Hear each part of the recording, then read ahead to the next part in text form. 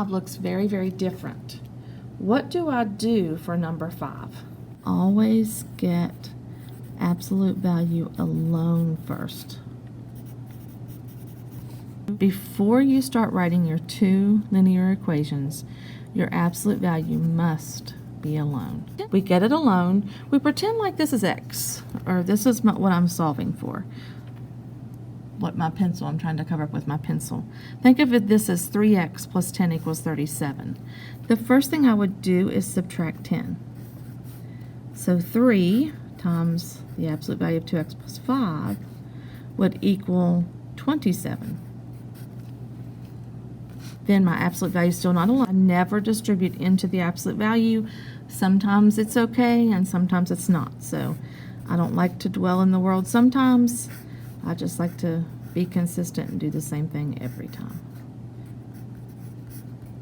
27 divided by 3 is 9. Now, is my number on the right positive? Yes, it is. So I'm going to write my two equations. Take what's inside the absolute value, set it equal to the number on the right, or take what's inside the absolute value, set it equal to the opposite of the number on the right. Solve.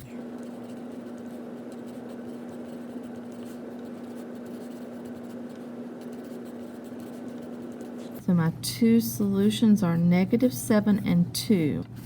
I put them in order from smallest to largest. That's typically what you will see. If you did not, it's not going to be incorrect. One thing that I need to point out, do not use this. Do not do that. Do not use an ordered pair. Always use these braces that are used for a solution set. So do not use an ordered pair.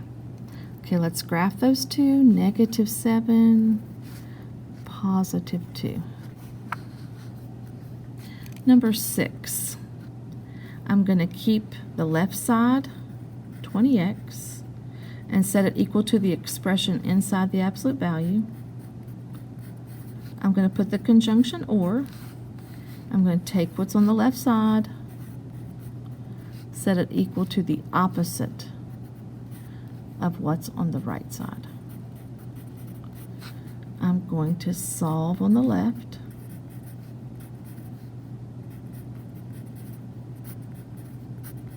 I get x equals 1. I'm going to distribute my negative on the right.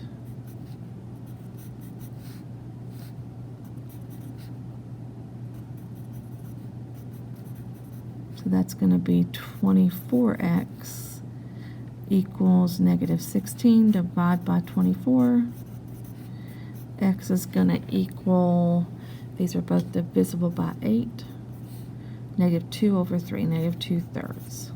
One answer to that one. And we may just go ahead and put -2/3. Okay. Number 7. I'm going to take what's inside the absolute value, set it equal to what's on the right.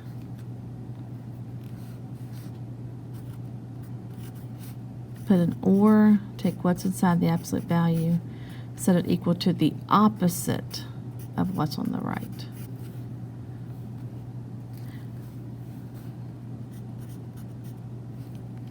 I'm going to subtract p, but I notice something weird is going to happen. So that one I need to throw out. Distribute -p plus 2. Add p, so 2p will equal, subtract 4, -2. So 4q plus 9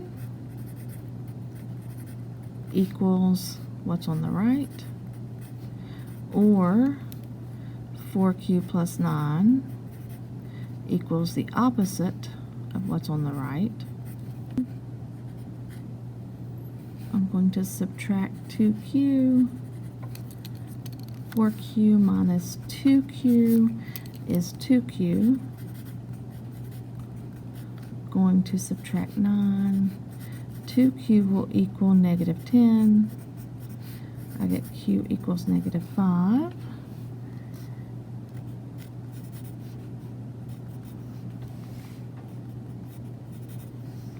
Negative 2q plus 1, distributing my negative. So 4q, add 2q to both sides. 6q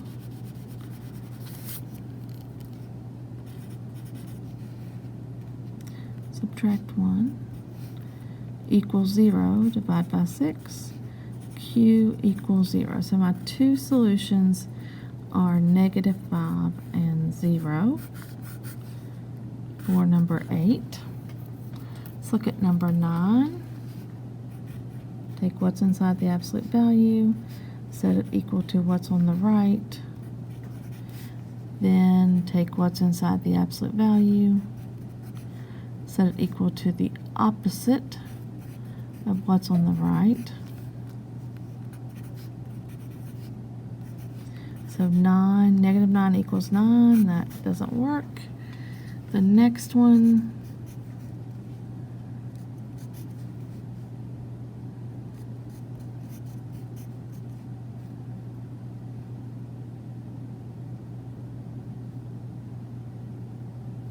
negative times a positive is a negative. Add 2x. So 4x is going to equal, I'll add 7. 4x is going to equal negative 2. X is going to equal negative 1/2. Let's see if that is going to be true. 2 times negative 1/2 is negative 1. Negative 1 minus 7 is negative 8. 2 times negative 1/2, oh, the absolute value of negative 8 is 8. 2 times negative 1/2 is negative 1. Negative 1 plus 9 is negative 8. So yes, negative 1/2 is the only solution to problem 9. You don't have to write no solution, just toss it out. Now, let's look at number 10. We're going to solve this the same way we've been doing 6, 7, 8, and 9. I'm going to write two equations, 5x minus 2 equals what's on the right. Put an or. 5x minus 2 equals the opposite of what's on the right. I'm going to solve.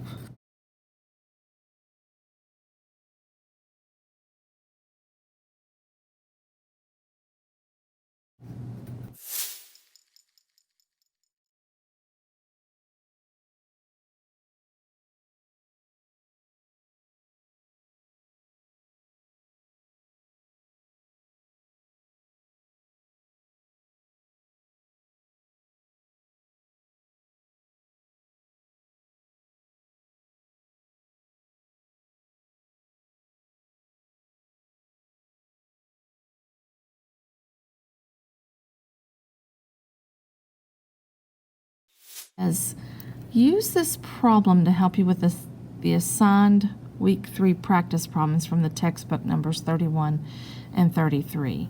Find a space that you could squeeze this example on. Maybe even in this space. Find some place. You do not have to draw the dogs, but I wanted to do this problem with you. It says the shoulder heights of the shortest and tallest miniature poodles are shown. It says represent these two heights on a number line. Well, that's easy enough.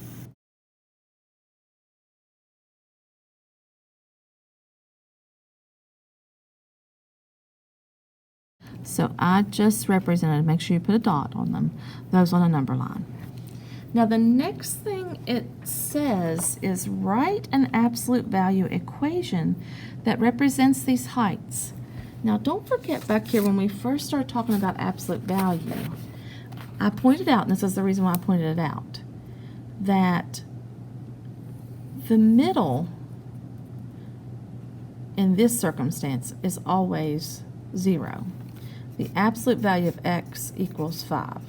The distance from 0 is 5. So when you have this, the middle 0, Well, there's going to be a time you're going to add numbers in here or subtract numbers in here. So we need to figure out, what is that number going to be? What's the middle of these 2 points? How do I find the middle? Well, what's another word for middle? It's the average. So the first thing you're going to do when it's asking you to write the absolute value equation is you're going to find the average. 10 plus 15 divided by 2.